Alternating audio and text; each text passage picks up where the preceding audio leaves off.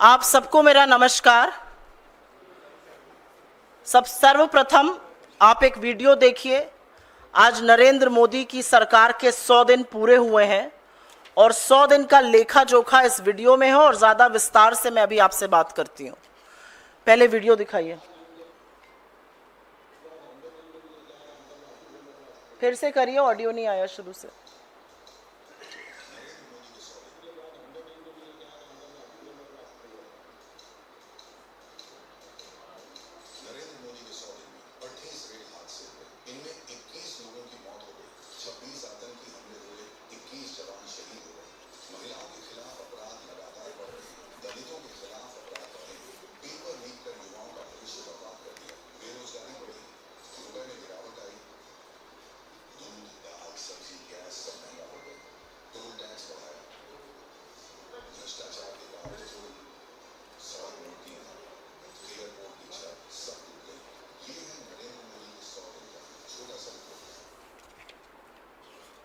ये छोटा सा रिपोर्ट कार्ड दिखाने के बाद आपसे विस्तृत रूप से चर्चा करेंगे।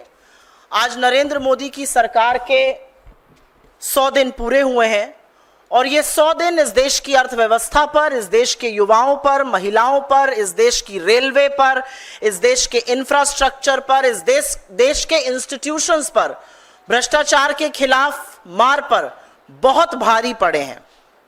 इन 100 दिनों ने यह साबित कर दिया है कि नरेंद्र मोदी के पास किसी भी समस्या का कोई समाधान नहीं है, कोई विजन नहीं है और समस्याओं से मुंह मोड़ना, रण छोड़ के भाग जाना उनकी पुरानी आदत आज भी बरकरार है। 100 दिन में सरकार का हर पल अस्थिरता का, अनिर्णायकता का और अपरिपक्वता का प्रतीक है। इन 100 दिनों में उस गुब्बारे में बहुत हवा भरने की कोशिश की गई, लेकिन लोकसभा चुनाव में इस देश की जनता ने ऐसी कील चुभोई उस गुब्बारे में कि हवा भर नहीं पाई।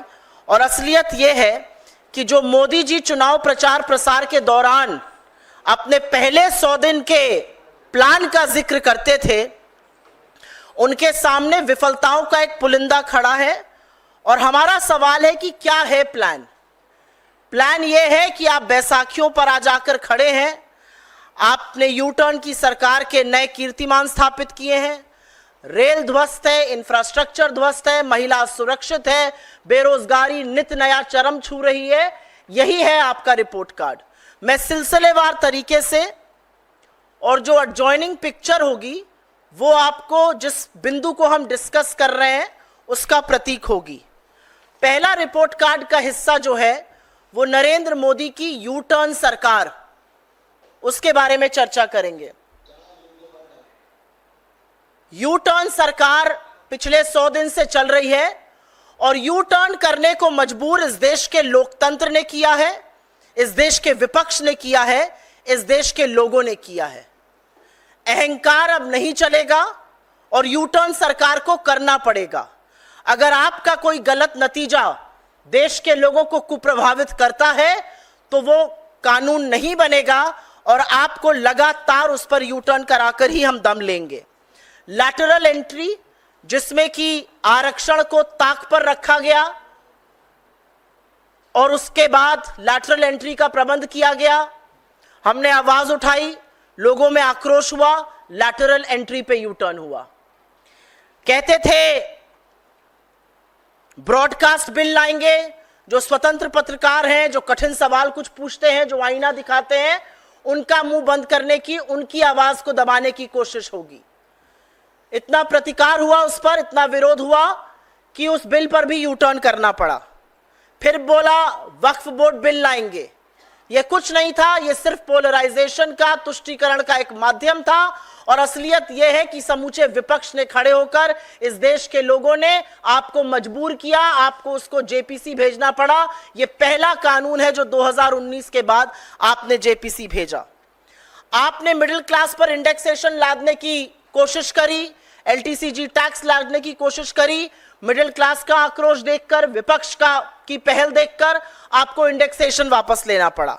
आप बड़ी बड़ी बातें करते थे, एनपीएस बहुत अच्छा है, ओपीएस खराब है, एनपीएस से बड़ा कुछ है ही नहीं, और एनपीएस को भी वापस लेकर आपको एक यूपीएस लाना पड़ा। तो मैं क्यों ना कहूं कि 100 दिन जो है वो लगातार यू टर्न का प्रतीक हैं। पर इन 100 दिनों में अगर एक संसाधन, एक संस्थान की बर्बादी हुई है तो वो है भारतीय रेल।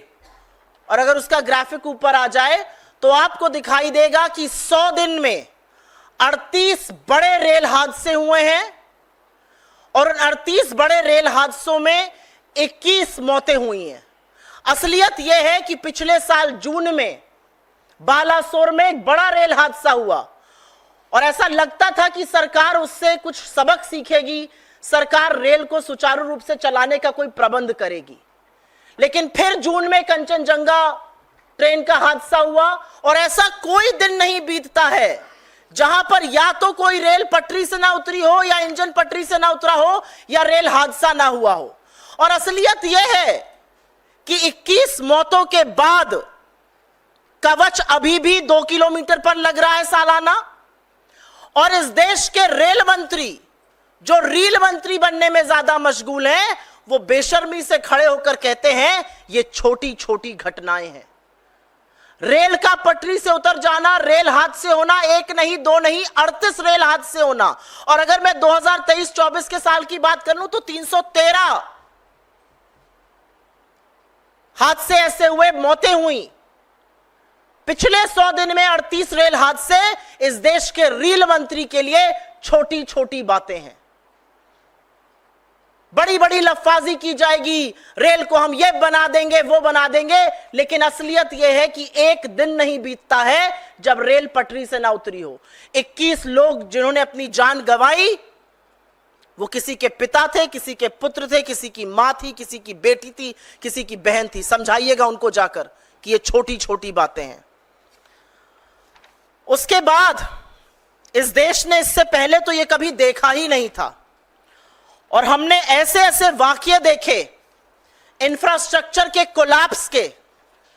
नरेंद्र मोदी जी ने जिन एयरपोर्ट का उद्घाटन चुनाव के जस्ट पहले किया, जबलपुर, राजकोट, दिल्ली, वो एक बारिश नहीं झेल पाए, ताश के पत्तों की तरह वो गिर रहे थे। इस देश का संसद टपक रहा था, नया संसद जो बना है, और बाल्टी में पानी भरा जा रहा था। असलियत यह है कि अटल सेतु 18,000 करोड़ की लागत पे बना, उसमें दरारें आ गईं। असलियत यह भी है कि सुदर्शन सेतु जिसका इनॉग्रेशन मोदी जी ने किया, उसमें दरारें आ गई। और सबसे घटिया हरकत तो तब हुई जब छत्रपति शिवाजी महाराज, जिनकी मूर्ति का अनावरण दिसंबर 2023 में किया, वो 8 महीने भी नहीं चल पाई और वो मूर्ति टूटकर गिरी नहीं। इस देश की अस्मिता, इस देश के गौरव, शिवाजी का जो अपमान नरेंद्र मोदी और उनके साथियों ने अपने भ्रष्टाचार से किया, वो ना महाराष्ट्र भूलेगा, ना ये देश भूलेगा। ताश की पत्तियों की तरह एक के बाद एक संसाधन टूट रहे थे। कितनी ही सड़कें, कितने ही पुल टूट टूट कर गिर गए। और यह अनेक्शन के साथ हम आपको दे रहे हैं, इसमें सारे हादसे क्रमवार तरीके से, डेट वाइज तरीके से लिखे गए हैं। और तो और आस्था का प्रतीक श्री राम का मंदिर जो अयोध्या में बना, उसके भी गर्भगृह में पानी टपक रहा था। कौन है ये भ्रष्टाचारी जिनसे आपने ये इंफ्रास्ट्रक्चर बनाए? कौन जवाबदेही तय करेगा? चाहे वो नया संसद हो, चाहे वो शिवाजी की मूर्ति हो, चाहे वो सेतु हो, चाहे पुल हो, चाहे सड़कें हो, चाहे श्री राम का मंदिर हो। ताश के पत्तों की तरह एक के बाद एक इंफ्रास्ट्रक्चर लगातार टूट टूट के गिर रहा था। मैं चौथी बात करना चाहती हूं और यह मेरे लिए बहुत व्यक्तिगत विषय है, और वो है आतंकी हमले।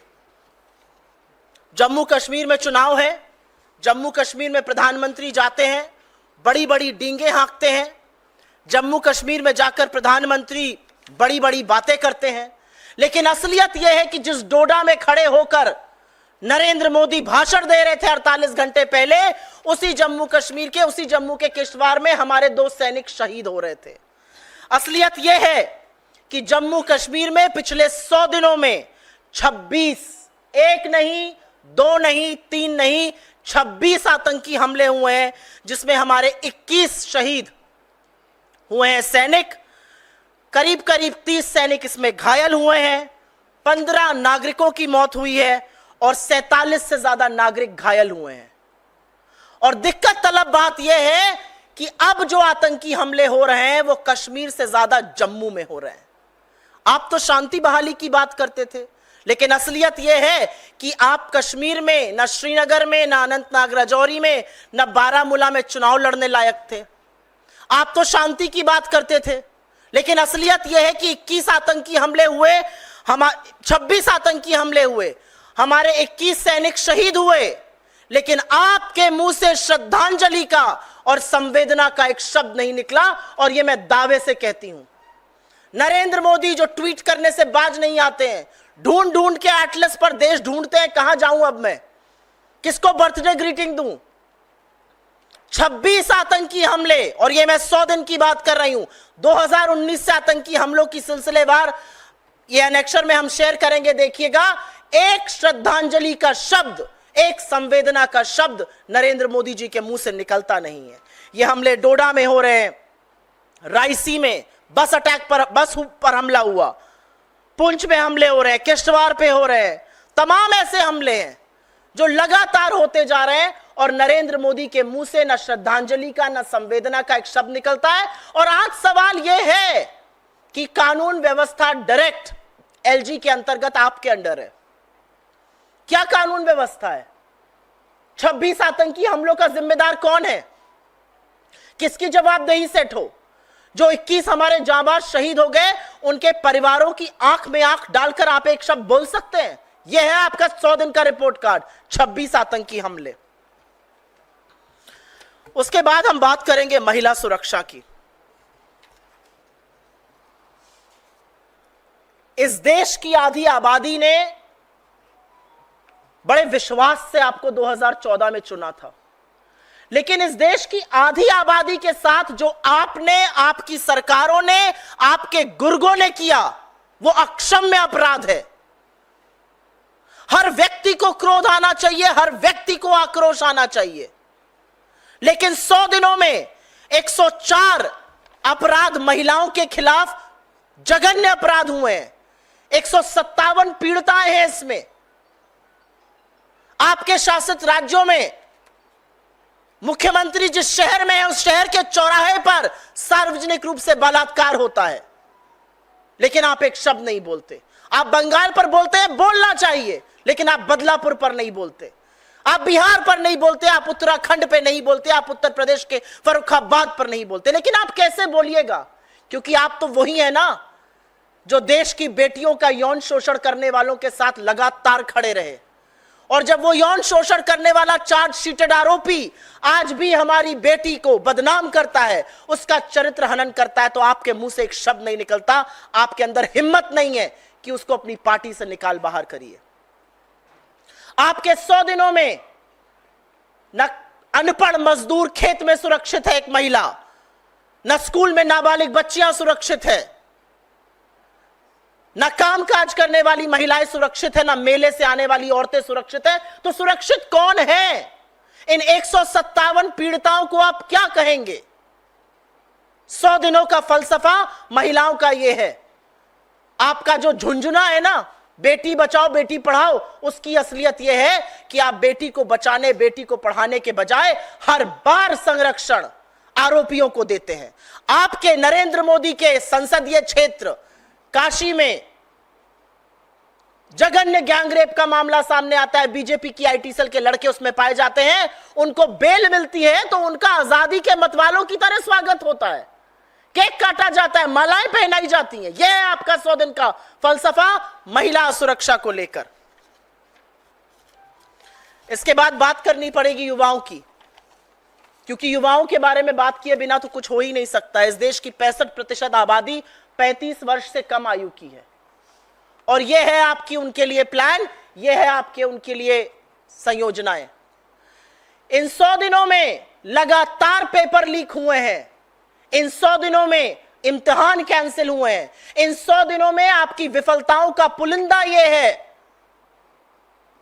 कि स्टूडेंट्स रोते रहे, मां बाप पेट काट करके बच्चों को पढ़ाते हैं, बच्चे गाजर मूली की तरह बसों ट्रेनों में भरकर जाते हैं, इम्तिहान देते हैं और पता चलता है पेपर लीक हो गया। नीट की परीक्षा का पेपर लीक हुआ, नीट में धांधली के, धोखाधड़ी के कई मामले सामने आए।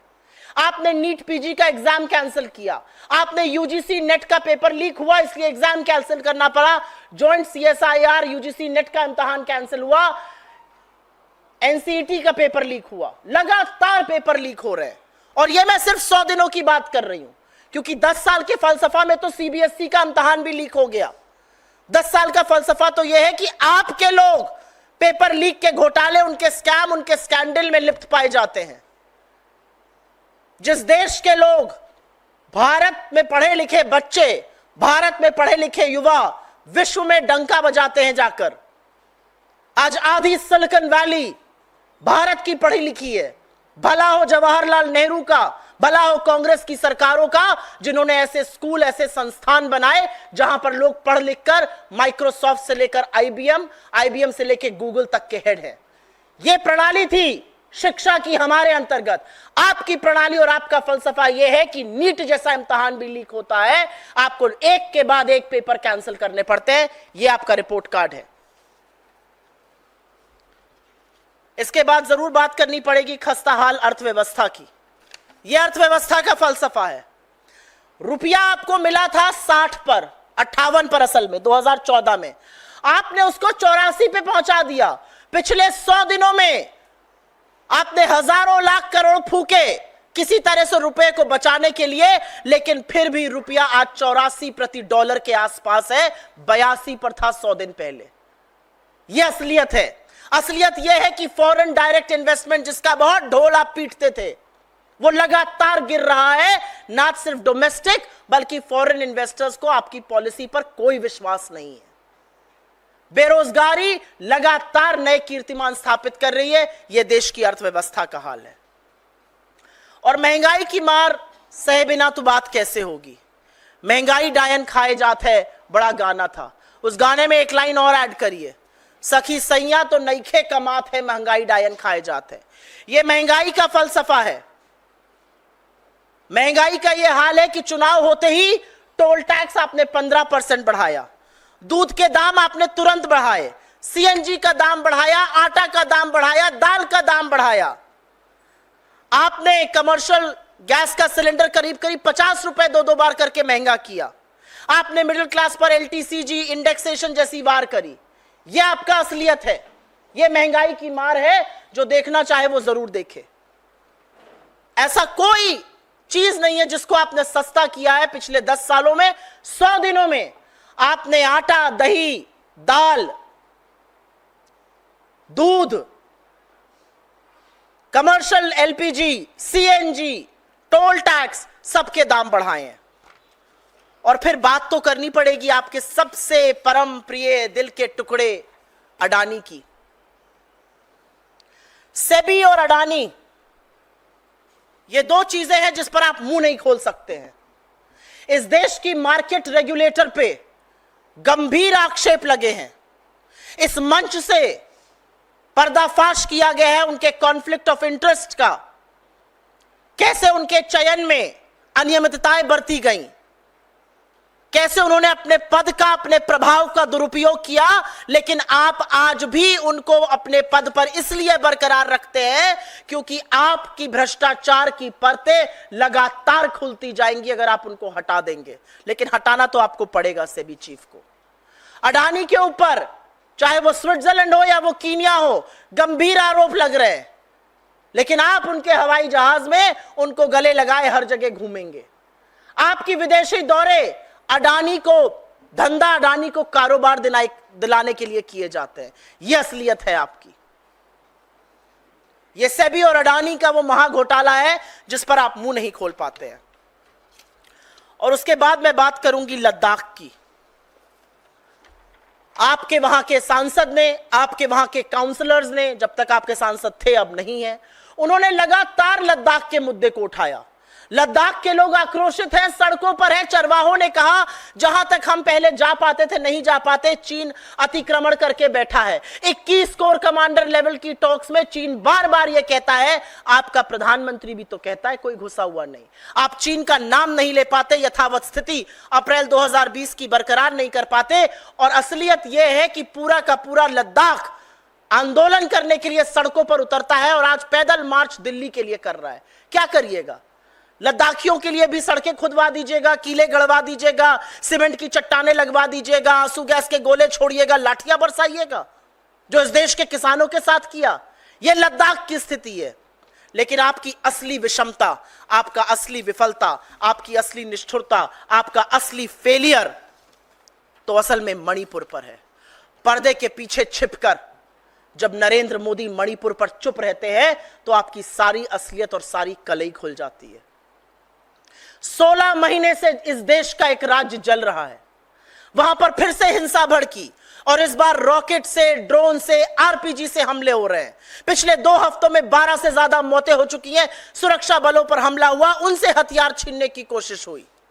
इंटरनेट लगा हुआ, इंटरनेट बैन लगा हुआ है, कर्फ्यू लगा हुआ है। लेकिन आपके अंदर ना तो इतना आत्मिक साहस है, ना बल है, ना हौसला है, ना हिम्मत है और ना नियत है कि आप मणिपुर जा सके। यह आपका 100 दिन का फलसफा है। लेकिन कभी कभी सोचती हूं, जब 16 महीने से नहीं गए तो अब आप क्या मणिपुर जाइएगा?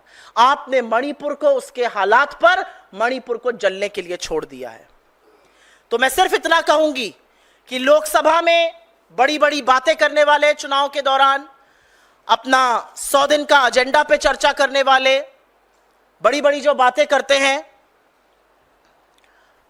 असलियत यह है कि आपकी सारी लफ्फाजी एक जुमला था।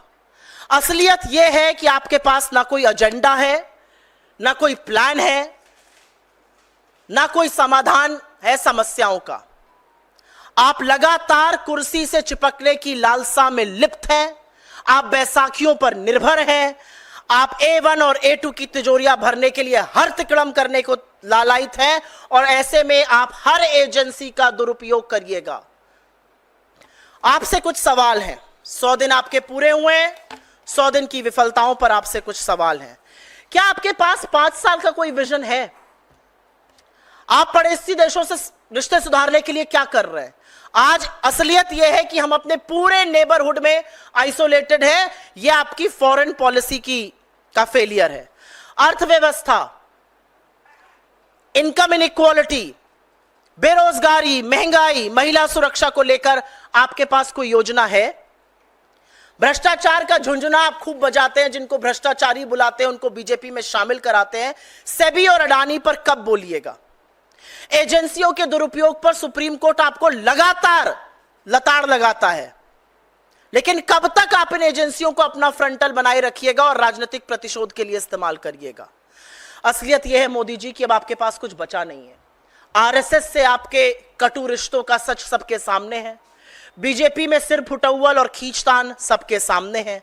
सरकार दिशाहीन है।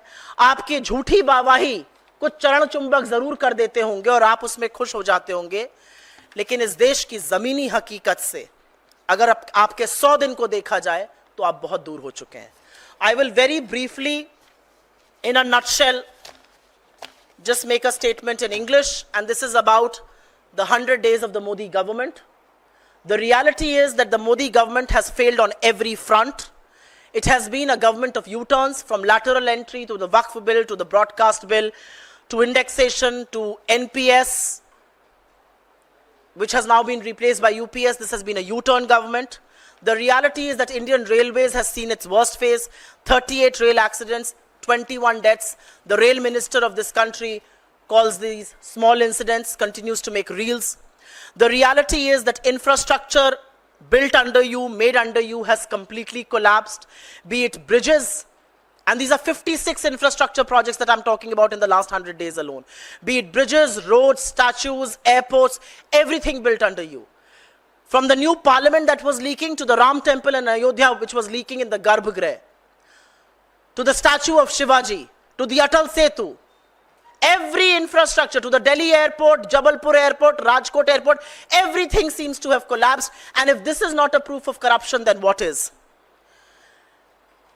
In the last 100 days, there have been 26 terror strikes in Jammu and Kashmir. 21 of our brave hearts have lost their lives, over 30 of them injured, 15 citizens killed, 47 of them lie injured. Who's responsible for this? Where is the accountability? Is Mr. Modi going to speak about this at all? I don't think so. The reality is there have been 104 cases of crime against women, 157 women have been at the receiving end of this crime. You speak on Bengal and you must. But why do you not speak on Badlapur? Why do you not speak on Bihar? Why do you not speak on Uttarakhand? Why do you not speak on UP? Why is it that the BJP IT cell members accused of gang rape in IIT BHU are given a hero's reception when they get bail? And this is something I'm quoting from your parliamentary constituency. Let's talk about youth. The NEET paper leak, the many discrepancies found in it. The NEET PG exam was cancelled, UGC NET paper leaked, joint CSR UGC NET cancelled, NCET paper leak, NEET PG pariksha jo radd hui thi. Let's talk about the economy. The reality is you were handed over the rupee at 58 to a dollar in 2014. You have taken it down to nearly levels of 84. 100 days back, the rupee was at 82 to a dollar. Despite you pumping in a lot of money to somehow arrest the fall of the rupee is at dangerously close levels of 83.92 when I last checked today. The reality is FDI has consistently fallen. It's down at about 45% from its peaks. The reality is that unemployment is breaking new barriers every day. High prices. People in this country are reeling under high prices, but you clearly don't seem to care. As soon as elections were over, toll prices were increased by 15 rupees, CNG prices shot up, commercial LPG prices shot up, common flour to pulses to milk prices, all of that shot up. You troubled middle class with LTCG, with indexation, and that tells you how much trouble you can create for the middle class. I cannot not speak about the SEBI and the Adani conundrum. India's market regulator finds, and the chief of India's market regulator finds herself in the middle of a huge scandal. All kinds of allegations have been raised. From this very platform, my colleague Pawan Khera has consistently exposed Madhvi Puri Butch, but you do not speak a word. Allegations against Mr. Adani are coming from Switzerland and Kenya, but you do not speak a word. For how long are you going to keep quiet? Allegations of misuse of office, of conflict of interest, of various things has come against India's market regulator. Where is the faith that domestic and foreign investors must have in our markets? I cannot not speak about Ladakh. There is a delegation of people from Ladakh marching from Ladakh to Delhi against the Chinese occupation. They have consistently raised questions on that. They have consistently asked for your attention. What are you now going to do? Are you going to dig roads? Are you going to put cement blocks? Are you going to stop them with tear gas? What are you going to do to these people? And when are you going to speak on Ladakh? And last but not the least, what is your plan for Manipur?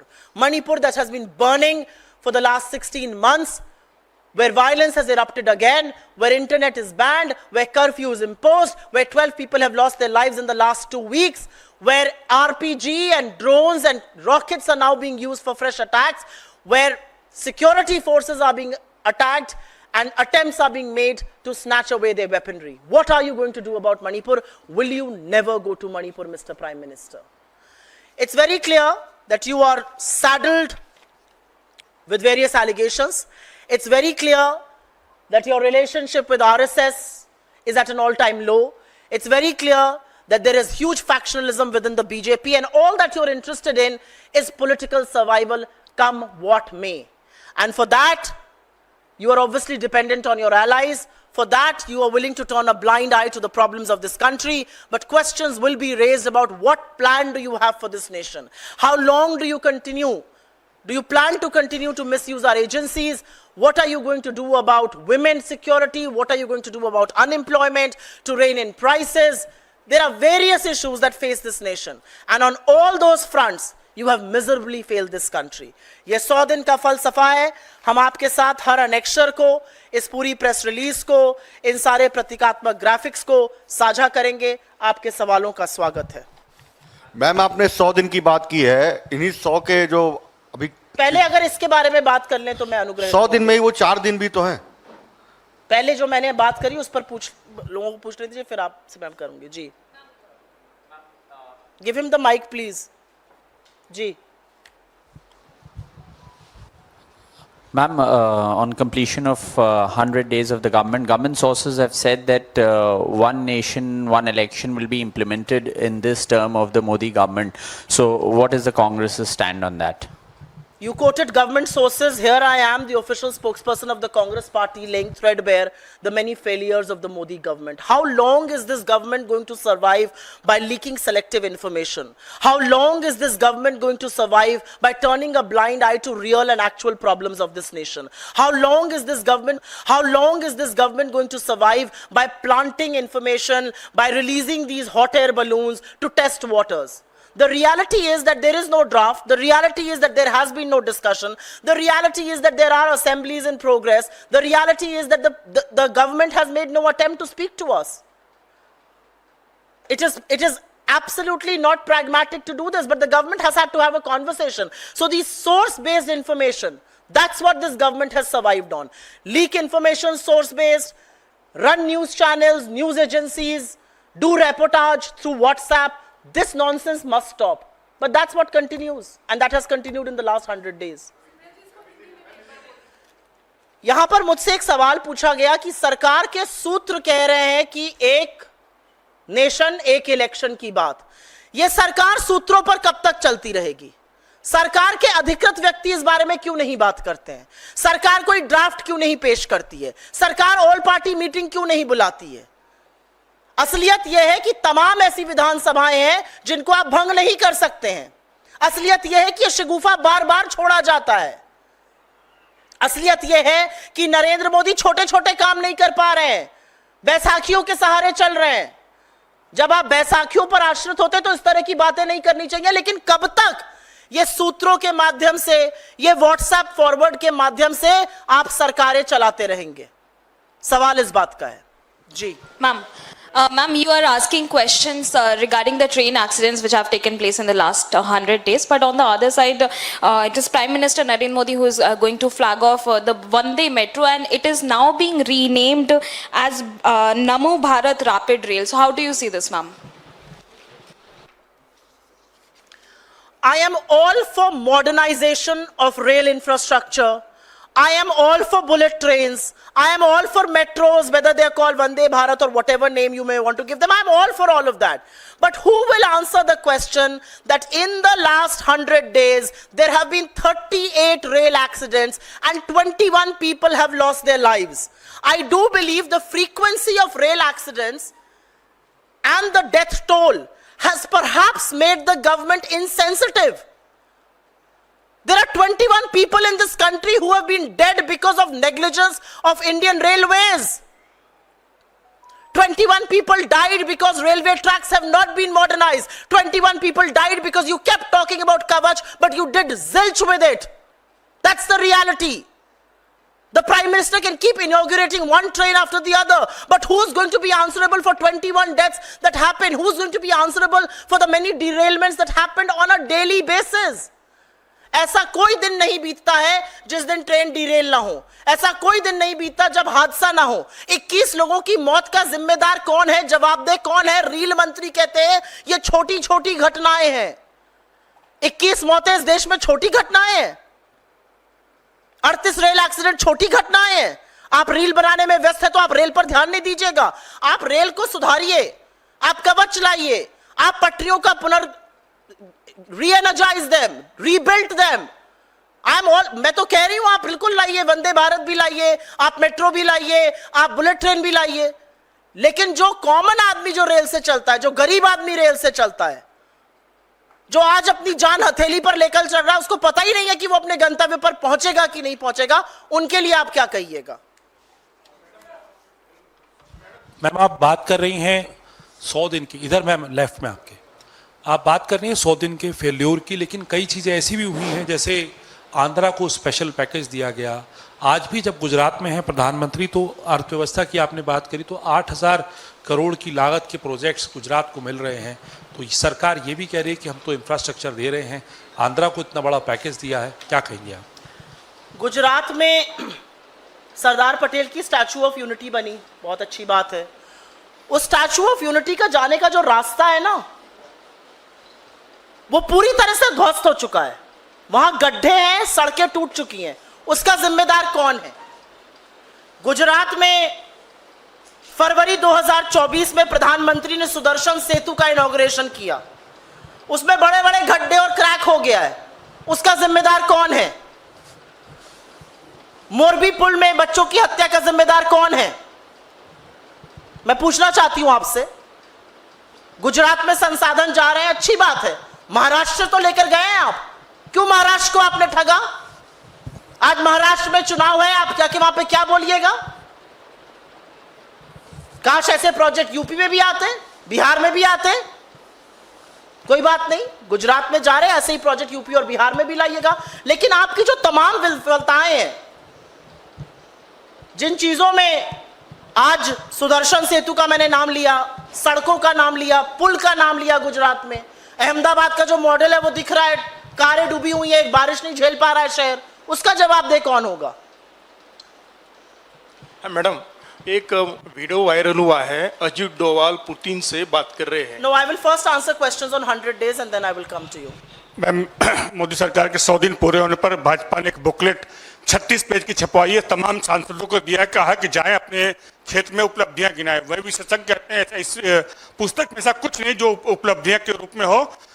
तमाम विशेषज्ञ ये कहते हैं 10 साल 100 दिन के बाद भी मोदी सरकार पैसा कुछ नहीं, जनता फिर पूछ रही है कि अच्छे दिन कब आएंगे। तो सवाल किया, यही तो मैंने बोला है यहाँ पे प्रेस कॉन्फ्रेंस में। आज असलियत यह है कि हरियाणा में चुनाव है और मोदी जी के मंत्री लोगों को तो गांव में घुसने नहीं दे रहे हैं लोग। आज असलियत यह है कि आपके सांसदों और विधायकों को तो गांव में घुसने नहीं दिया जा रहा है। तो ये बुकलेट लेकर कहां जाएंगे? ये बुकलेट थोड़े दिनों बाद रद्दी के ढेर में उसके बीजेपी के दफ्तर के बाद आपको पड़ी मिलेगी, देख लीजिएगा आप। Stay ahead with our cutting-edge news app. Instantly access the latest shorts in just 1 minute and breaking news in just 50 words. Download now for a smarter, faster news experience.